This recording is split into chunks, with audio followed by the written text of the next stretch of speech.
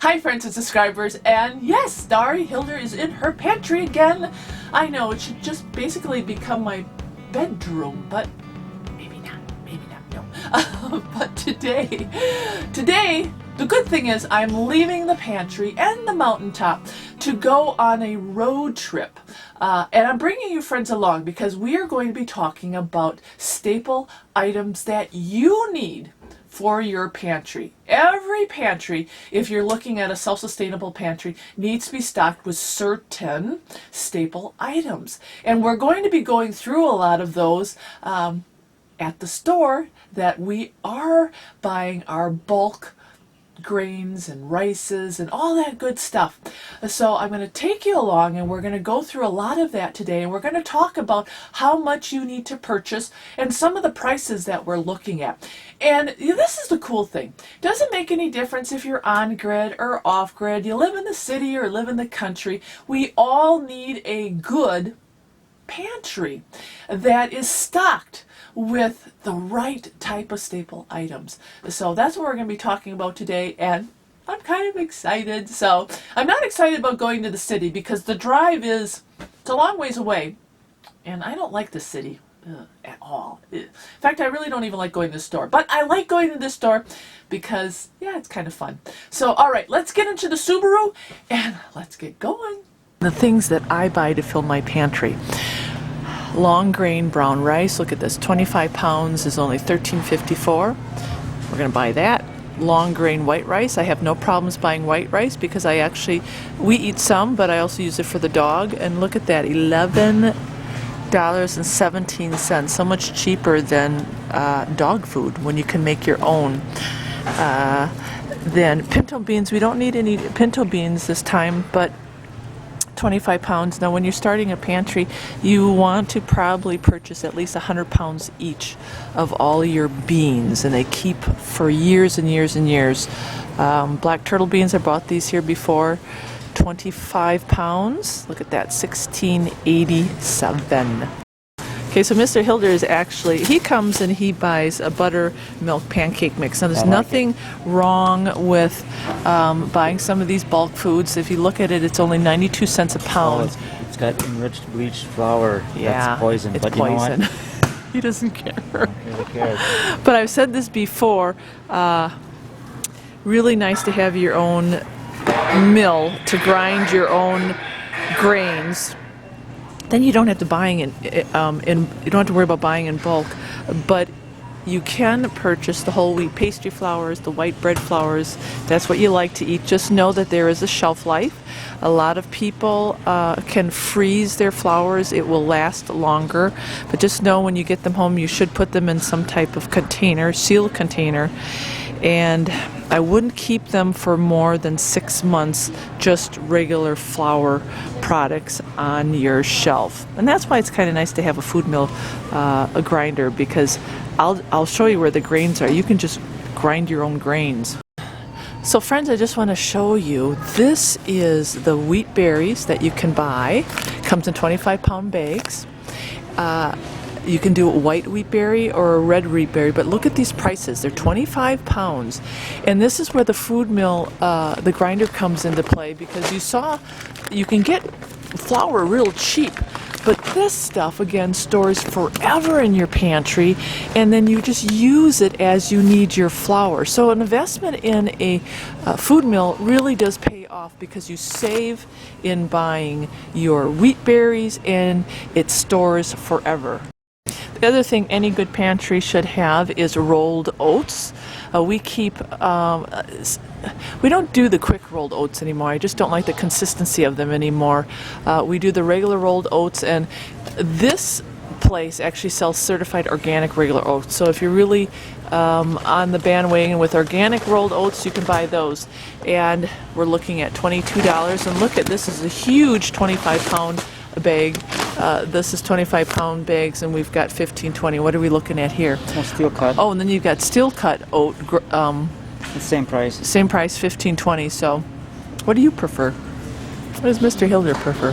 Old-fashioned or steel cut, don't matter. Okay. So, but again, you're looking at, if you're starting your pantry, probably about 100 pounds. Yeah, and we eat a lot of oatmeal, so 100 Good carbs. pounds. Yeah, it is good carbs. It's slow burning carbs, but start off with at least 100, and you can actually repackage these in your food grade containers. Yeah.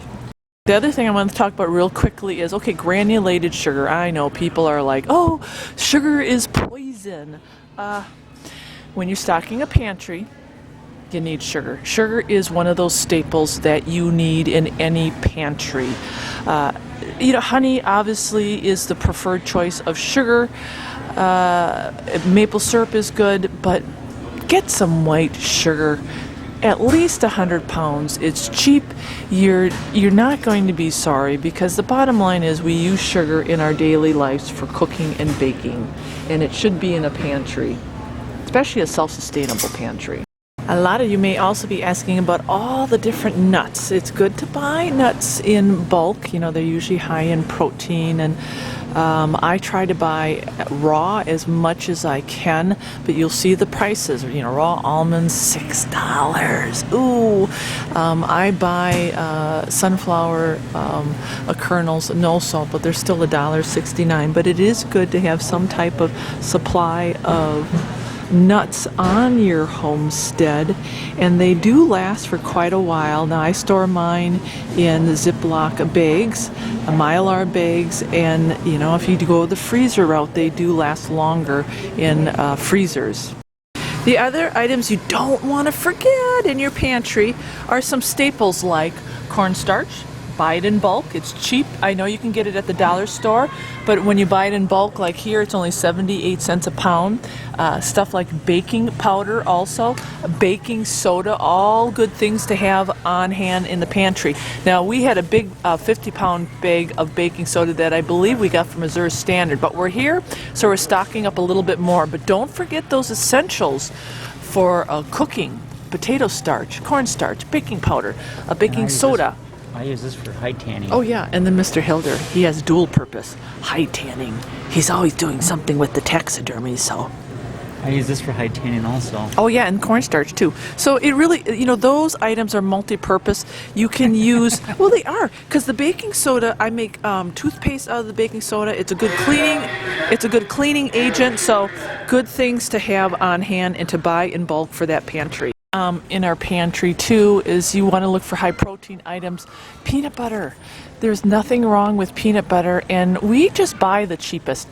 Of course, you can make your own peanut butter, I know, but we like to stock up on our pantry with good old-fashioned peanut butter, and we're just comparing prices right now. You think the best deal would obviously be the bigger container? Yeah. It's 13.3 ounces. Yeah. And then they got the small stuff here is actually, where is it here? 10.8. Mr. Hilder's really good at this. This is 10.9. Well, then the mid-size is 8.1 cents. Yeah. It's the cheapest. Oh, well, then buy the cheapest. So what does he got? Oh, that's what he bought. This happens to be the size. The deal of the day. Okay, so we got the deal of the day. Awesome. So. The other thing you don't want to forget about in your pantries is a source of fats, your oils for cooking, be it olive oil. Remember, olive oil doesn't do well at high heat, so we stick with coconut, but having olive oil in your pantry is great. We buy in bulk. And then also having, there's nothing wrong with buying shortenings too. They last a long, long time. And in the pantry, having a SHTF situation, you should have some lard. I know people are like, lard in the pantry? Yes, lard. It really should be stocked, not a lot, but you should have some on hand. You can become overwhelmed with all the things in the store. I'm standing here in front of all the sauces. You got a garden, you don't need sauces. You can can your own. There's so many things in the store that you can just can your own, and that's the beauty of having a self-sustainable homestead that's set up.